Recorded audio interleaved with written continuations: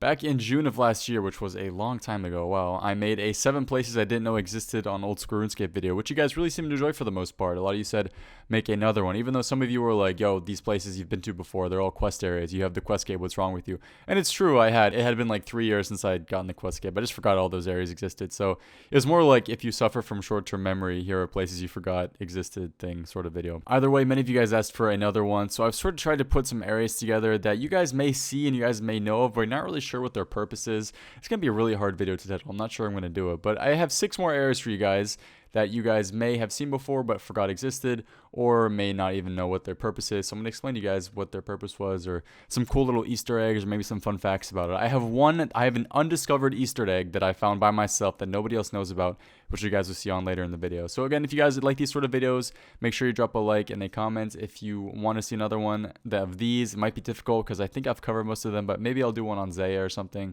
because I'm sure there's some cool areas on there. But anyways, let's get to the first video. My intros are always so long, I apologize. Again, I just want to throw out there that some of you guys may know all of these places, which is awesome, good for you, but there are some people who may not know about them, so that's sort of why I'm making the video. I have multiple places, just in hopes of maybe showing you guys one place you didn't know existed, but again, just want to throw that out there. Now, the first one we have is a portal in Edgeville. If you guys go north of the Edgeville bank up to the house where there's all those men that you guys killed at a low level for herbs, you guys can go up the ladder and go to the southern part of the top floor, and you guys will see a clan cup portal there. You can click on it, and you will be sent to a pretty much random like dungeon. Now, many people were saying this was a portal to RuneScape 3 and that you should never go through it, but I have confirmed that you won't be sent to RuneScape 3. It just brings you to this weird old dungeon, which I believe used to be an area for teams together, for the clan cup, or for spectators together. I'm not totally sure. Couldn't really find anything on it. But if you guys want to chill in here, you can. You can alch in here, you can do whatever. There's not much in here. If you guys are into role playing and you're maybe thinking about, you know, going to a dungeon with your partner, then this might be the area for you. Pretty neat little area. I'm not sure why they decided to keep it in there, but I didn't know it existed, so it made the list. So this next area is an area that you guys have all probably been to before. If you've done Waterfall quests, you've probably been here. If you guys have done Desert Treasure, you've probably been here.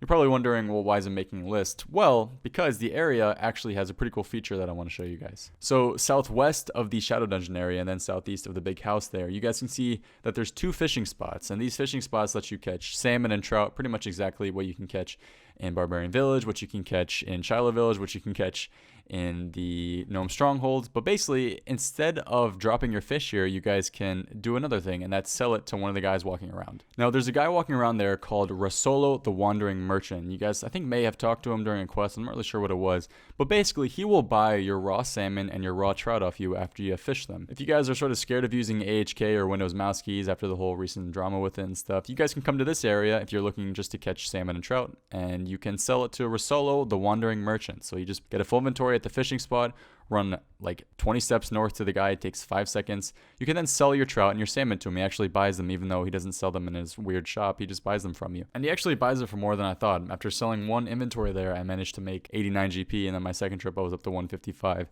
So I know it's not a lot of money, but for maybe low levels or for people looking to train up second accounts there and maybe just making a bit of money, you can sell the fish to him and you can get decent fishing XP from it, which is just a unique way of doing it. I didn't know that even existed, and I thought maybe some of you guys might find it useful. So that's why I made the list. So second up, we have 2 dungeons that you can access after 2 quests, Spirits of the Elid and Eagle's Peak, that you can find just north of where you start the Golem quest. If you guys run pretty much straight northwest from where you start the Golem, you'll find 2 different dungeons. Now, one you can get into without anything. If you guys just enter it, you will see a bunch of eagles in here. Now, if you guys didn't know, there's an eagle transportation system, which you guys unlock after Eagle's Peak. And one of the areas that you can fly to is this dungeon in the northern part of Alcra. Now, the reason many people don't use the Eagle transportation system is because it's a bit inconvenient to get to. Not many people like going all the way to Eagle's Peak just to fly with them. The animation is really cool when you're flying with the eagles, but again, there's not really a reason to go here. But it's a cool little dungeon with eagles in here and unique little place. Now, we have an area just west of that you can get into by wearing the robes of Alidness, the top and the bottom, and then also having an ancestral key and using a rope. So you use a rope to get into the cave by using it on the root.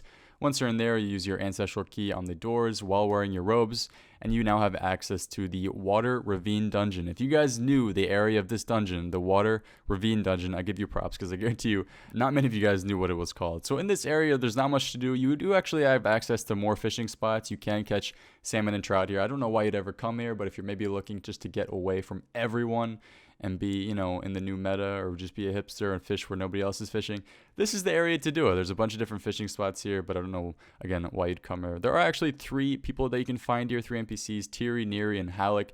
They just give you more info on the quest, Spirits of the Ella. They give you some background information, but for the most part, they're pretty useless. There are some empty dungeons where the golems used to be during the Spirits of the Ella quest, but again, not much to find here. The area is really cool. It's a pretty big area, pretty unique, but I had no idea that you could actually access the dungeon after you had completed the quest, so that's why I added it to the list. I thought it was pretty cool. Next up, we have the Necromancer Tower, which you guys probably know about, but there is a pretty cool, interesting fact in there that I want to show you guys that many of you probably might not know. Now, the Necromancer Tower can be accessed by just going north of the Tower of Life. There's also a fairy ring, DJP, which pretty much brings you right there. You just have to walk northeast to get there from the fairy ring, just south of Artie. Bunch of different ways to get there. I think you can find your way there. But the cool thing about this area, first of all, it's nobody ever goes here anymore. I think it's pretty dead. The only thing you can find here are some necromancers that you can fight.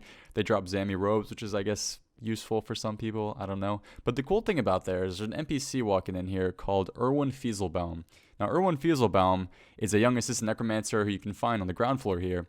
And basically, when you talk to him, he reveals some stuff about helping the master in his tower, stuff you don't really care about. But the unique thing about Erwin is that he's actually shorter than the player and the average NPC on Old School. Now, he's not a child or a kid NPC, he's just a regular adult NPC, but I heard that the characters in Classic, or just back then, were actually shorter than the NPCs nowadays, except this guy just never happened to be updated. In fact, when I went to both wikis, it just says in the trivia, Erwin is shorter than the player and the average human NPC. That's all it says. So I'm not sure why he's shorter, but he is. If you guys ever want to meet a short NPC, then go to the Necromancer Tower, show it some love. Because other than that, it's pretty dead, and I forgot it existed. But now you know. So the next one I have for you guys is the Easter egg I discovered, which I thought was extremely coul. I'm really happy I discovered it. I think I'm the only one who knows about it, and I'm excited to share it with you. So basically, you guys want to get yourself a bowl, and you want to make your way to Letya, the city in the Elflands, just on the western part of the map. I think you guys have all been here. It's in a lot of the Elfland quests.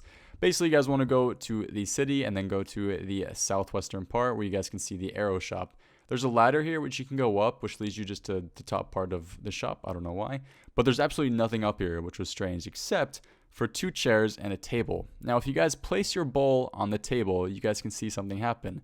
The bowl will end up dissolving into the table, and we are greeted after a couple seconds of a picture of a pixelated Mod Ronan. Now, I'm not sure if he added this into the game or if any of the devs added this into the game.